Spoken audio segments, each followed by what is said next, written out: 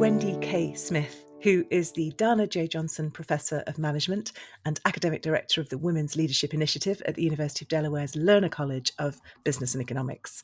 And she's the author, with Marianne W. Lewis, of Both and Thinking, Embracing Creative Tensions to Solve Your Toughest Problems. So first of all, welcome to the show. It's great to have you here, Wendy. It's great to be here, Alison. It's so cool to have you here. Now, Wendy and I met at the Association for Manufacturing Excellence conference last month in Atlanta. Just a terrific conference. And I loved your talk so much there about the idea of embracing paradox and why it's so important for us. I have to have that woman on the show now. So thank you for being up for that. My pleasure. Alison, anybody who writes a business book to be on the Extraordinary Business Book podcast is a real privilege. I mean, there's no higher honor. You're quite right. Yes. Well, it's brilliant to have you here, and I want to hear a little bit about the genesis of this book. I'm always fascinated. What was the first sort of twinkle in the eye that brought you to this point? Yeah, it's a story that goes pretty far back. Both my co-author Marianne Lewis and I have been working together studying this idea of paradox of living in the both and for about 25 years. For me, it goes back to my own career decisions, life decisions, academic decisions that all felt like these tug of war either ors and led to this place of feeling like I was getting nowhere. And so when I found paradox as an idea that informed my doctoral work, my PhD dissertation when I was at Harvard, it not only spoke to what I was studying for my dissertation, which was at that time how business leaders manage innovation and navigate the tension between today and tomorrow, it also was really helpful in how I was thinking about my own tug of wars. And tug of wars domestically as well as professionally, I'm guessing.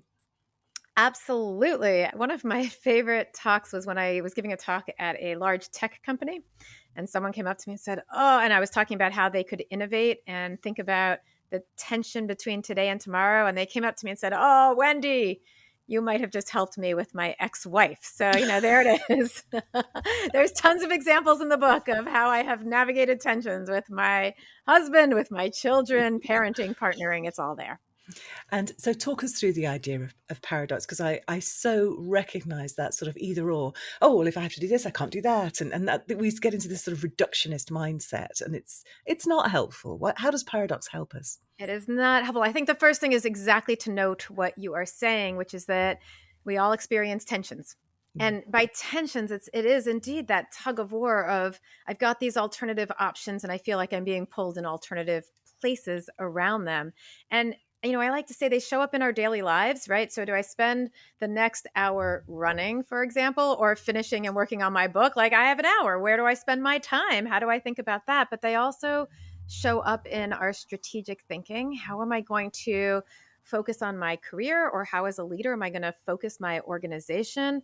They're showing up now in our politics. So it starts with these tensions, noticing them, feeling them, recognizing that they're all over the place. We like to say it's not if we experience tensions, but how.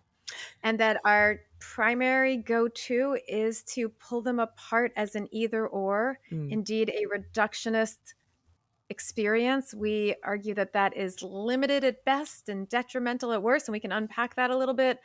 And paradox is an alternative paradigm for thinking about our tensions.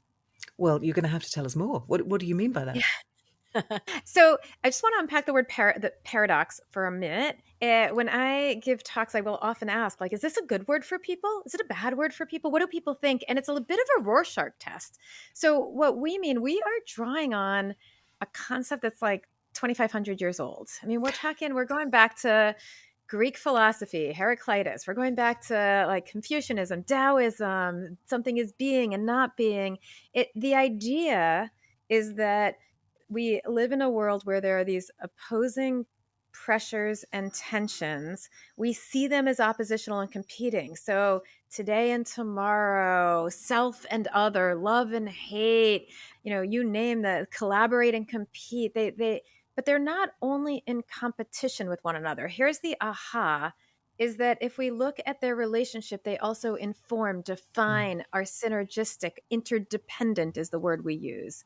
So if we think about the relationship between today and tomorrow, the more energized we are for today, the more resources we have for tomorrow. The more that we think about and enable what's possible for tomorrow, the more it energizes today. They reinforce each other. I mean, self and others, so too, particularly for people that the more that we feel like our self is that we have given to ourselves and we've taken care of ourselves, the more resources we have to take care of the other. The more that we give to others and enable others, the more that it feels good to ourselves. But in the moment, so they are interdependent, but in the moment, it really feels like a tension of how to spend your time and your energy. It comes down And to the those scarce invitation, resources, doesn't it? well, what limited resources, limited time, limited space, that is certainly one of the reasons that we feel like these are, like we have to make a choice between them. That's one of the things that leads to that choice. I think the invitation is if we can reframe it and see that interdependence, we can apply and think about a different way of making that decision or being more creative and expansive in our approaches. The both and rather than the either or, Both which is a are. beautiful formulation of it.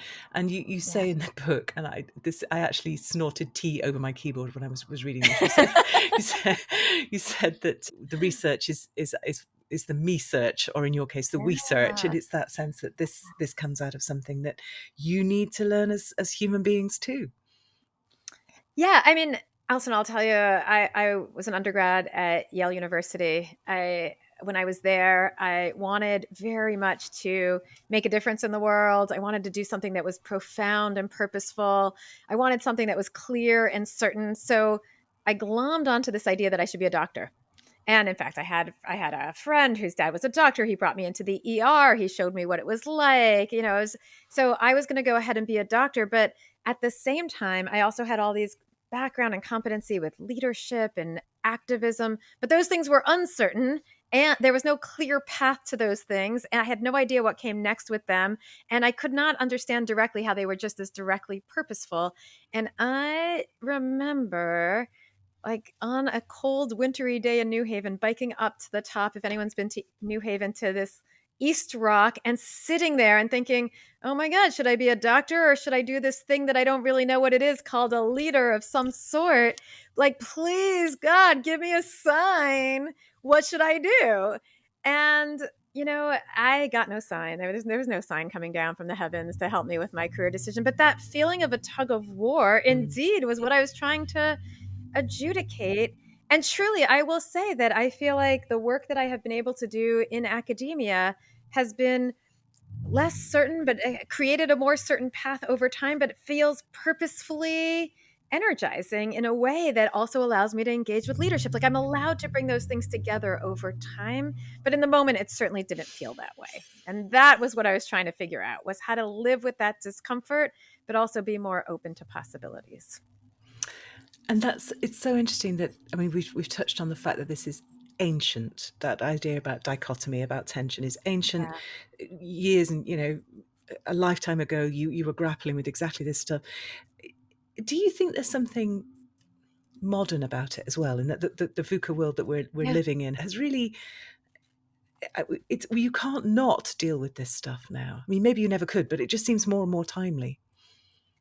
I mean, Allison, if I could be a little bit grandiose, I think we're in a paradox revolution, maybe a paradox paradigm shift. And I think so. What I like to say is that these are ancient ideas. In fact, I say 2,500 years. I spent a semester in Australia on sabbatical, and my Aboriginal Indigenous colleagues were like, this interdependent, holistic approach isn't just 2,500 years old. This is like 60,000 years old. We get this ecological interdependence in this ancient wisdom tradition. So, like, ancient traditions and at the same time what I think has happened what I think we are seeing is that this idea of bringing together and seeing competing demands in relationship with one another and needing to lean into them, this has bubbled up in other disciplines. So physics and quantum physics is Mm. all about paradoxical relationship between something is there and not there. It's a wave and a particle at the same time. We see this in psychoanalysis, Jungian psychology. You're the self and the shadow self at the same time. You're expansive and restrictive. And it's really, I think you are so right. It's only in the last 20 years that in the world of sociology and relationships and in the world of organizations and leaderships and business, that that word paradox is something that people are like, oh, yeah, I need this. In fact, to your Yes. point, when I first started, people were like, don't say the word paradox to, in academia, to those real people out there. Like, don't say it because they won't get it. And now people are like, oh my goodness, I need this. And in fact, I'm pretty sure we're on the cusp of a revolution of like effective leadership going forward. I think we're going to need the competency of being able to live into the both and to deal with the kinds of complexities that we experience in our world today. That's such a lovely word when you talk about the competence. The capability is the other one that really, Yeah. it's essential for leaders to be able to avoid that sense of reductionism, isn't it? And Yeah. you make such a great point that it's actually oddly hard to do it for ourselves. Like, we're not bad at helping other people see different, more integrated possibilities for them. Why do we Yes. find it so hard for ourselves? And does that apply in business too? Yes, absolutely. I remember when I first started doing workshops around this, and I would ask people, tell me your tension, and people would immediately frame it as a both and I would invite people to notice frame it as an either or. I would invite people to notice how they framed it as an either or, and then invite them to notice the both and. And they could notice the either or, and they saw how they framed it that way, but they couldn't get to the both and. And I finally realized that I would have to pair people up and say, help somebody else get to the both and, Wow. because we get so stuck. It's one of the things we do psychologically is we want closure, we want clarity, we want consistency. Those are really reinforcing psychological principles. So what we do is when we feel that tug of war, we pick a side, and then we reinforce and have consistency on those sides that we pick, and we sort of defend against it. We defend that side. And it's hard for us to then pull up and see the other opposite side and to experience that. And so if people, are thinking about this and, oh no, not me. I mean, I'm calling in from the US. We just had our election. People have a real point of view about one side or the other on the election. If people could even imagine assuming that the other side had some points that are right and legitimate, like, it's really hard for people to get there. That's just one place where we could just see how quickly we get entrenched in a point of view. It's almost like you're betraying your own beliefs by Yeah. accommodating or giving headspace to somebody else's. Yeah, it's such a great Yeah. way of putting it. Yeah. So what does that look like for a leader? What is it? Because leaders are the people who are supposed to have the answers, right? And they, more than anybody, have got that leaning perhaps towards certainty because they want to impart certainty. They want to give their people confidence. That's what leadership's about, right? So how Yeah. do you lean into that uncertainty as a leader without losing the confidence of your people?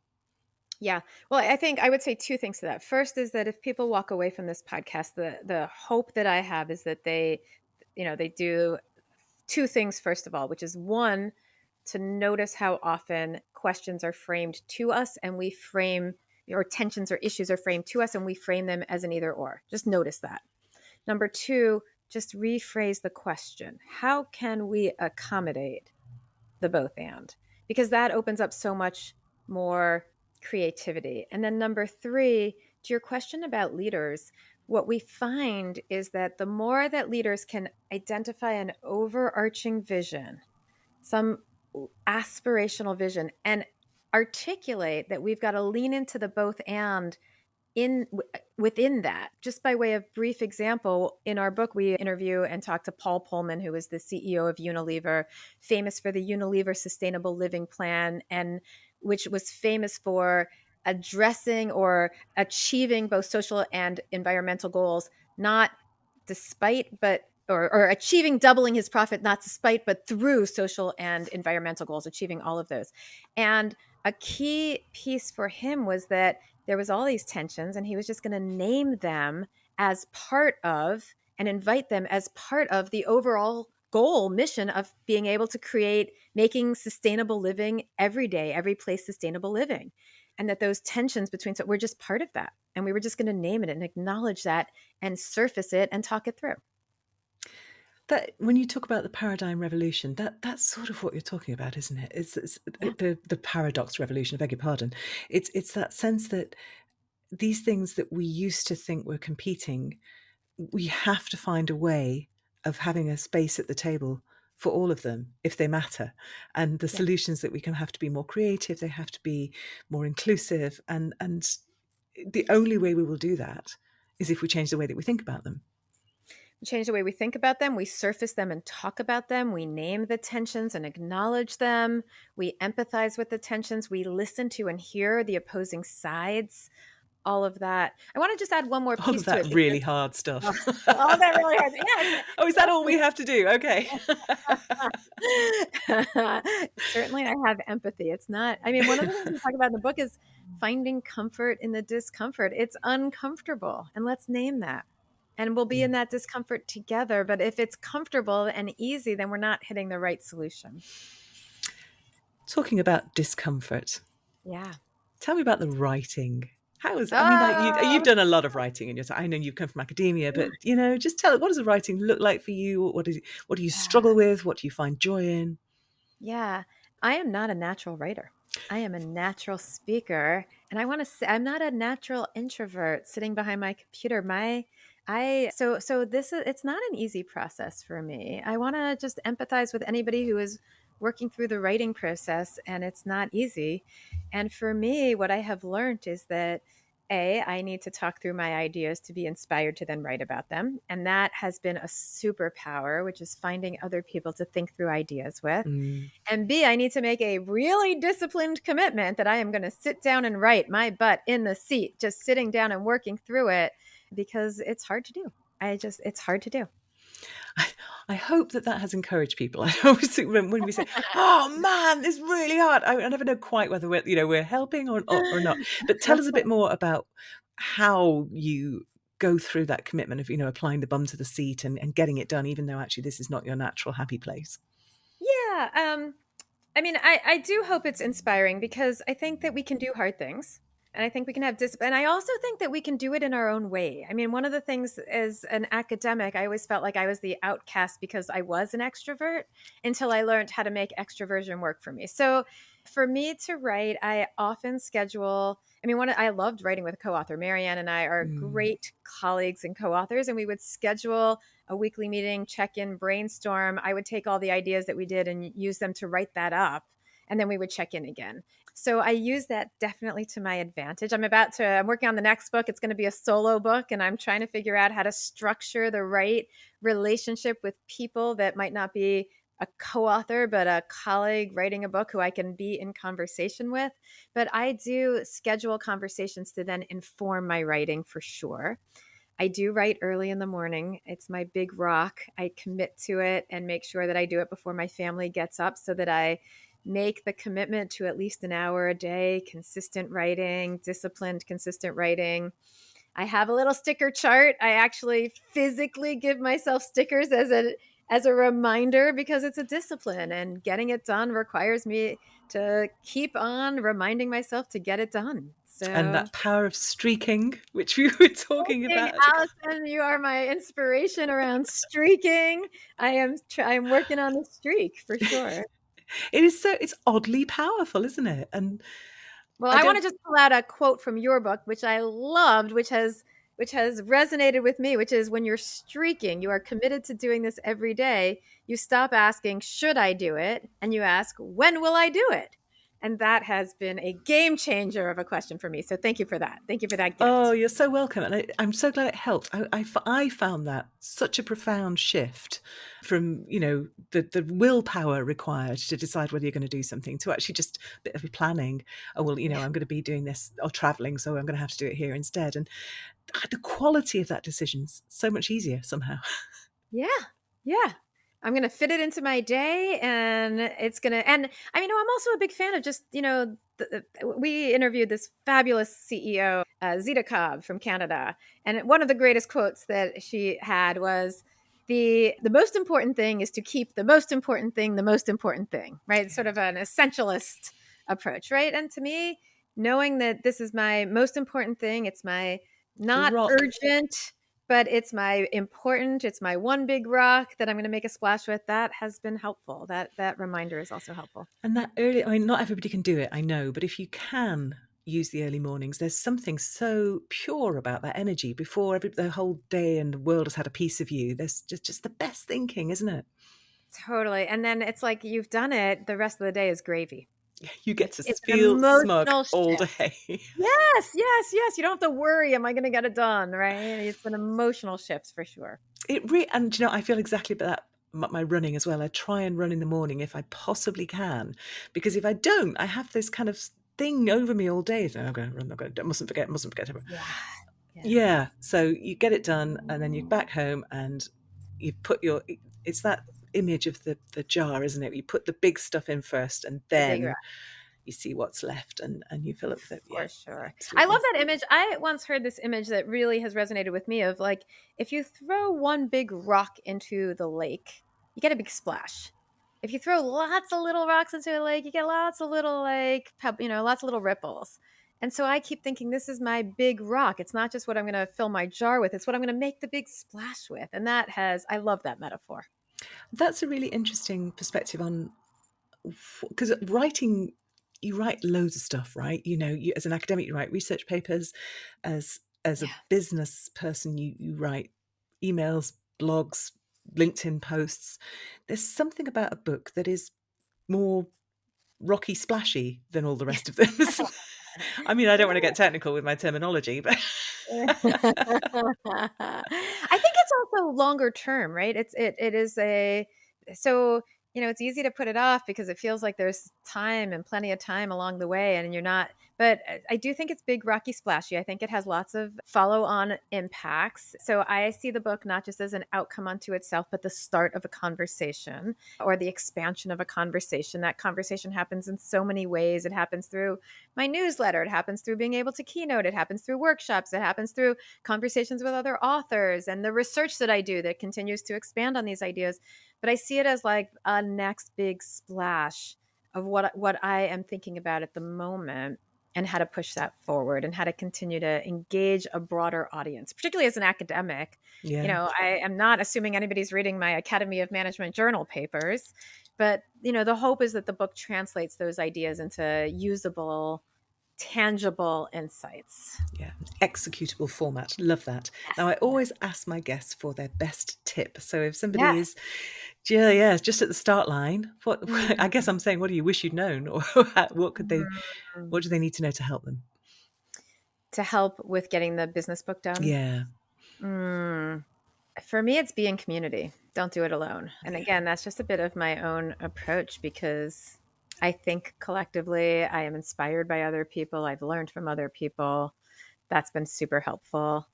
And I would just go back to I continue to remind myself that this is a discipline. It's not a whimsical thing. It's a disciplined activity. And holding the discipline is what's going to get me farther along on the book process. yeah. Two tips in one there. Thank you. Brilliant. And also, you're not, I'm just going to hold it up actually. If you're on video, you can see this beautiful cover. You're not allowed to recommend both and thinking, but recommend us a different book, Wendy. What do you think everybody listening should read if they haven't already? Allison, I want to go back to the classics in my field on this one. I am a huge fan of a woman named Mary Parker Follett. She was a management thinker at the turn of the last century, early 1900s in Cambridge, Massachusetts. Massachusetts. She actually spent some time in Cambridge, UK, so she went between the Cambridges. Uh, she was a brilliant female thinker and who I draw huge inspiration on collaboration and conversation. She has inspired negotiations, conversations. She has inspired democracy conversations. She has a great book called The New State. And I think she got lost as a female in some of the early classics for organizational thinking and business thinking. And I think we need to reclaim her. So I would go back to Pauline Graham's book called Mary Parker Follett, The Profit of Management, where she pulls together some of her thinking and ideas, some of her talks, and start there. I mean, that sounds amazing, and I'm shamed to say that I hadn't heard of her, so Yeah, I'll rectify that. Yeah, you are well, not alone, and that's what yeah, that's the that's goal I'm on. we're trying to put that right. One forgotten thinker at a time. Brilliant. That's great. What a great recommendation. Thank you. And Wendy, if people want to find out more about you, more about both and thinking, more about the work that you do, where should they go? Bothandthinking.net. Well, There's there you go. lots of thinking.net, lots of we have both a little bit more about us in the book and the ideas, but there's also a whole set of tools. I've done some research with colleagues on a paradox mindset inventory that is available and free for both researchers and individuals and people who want to use it in their company. We have a discussion guide. We've got, a whole bunch of tools that people can use, and they can find me there as well. Fantastic. I'll put that link up on the show notes at extraordinarybusinessbooks.com, along with the transcript of this conversation. And oh my goodness, Wendy, I could just talk to you all day. Thank you so much for your time. It's been fascinating. Alison, thank you for all the work that you do in this world. Thank you.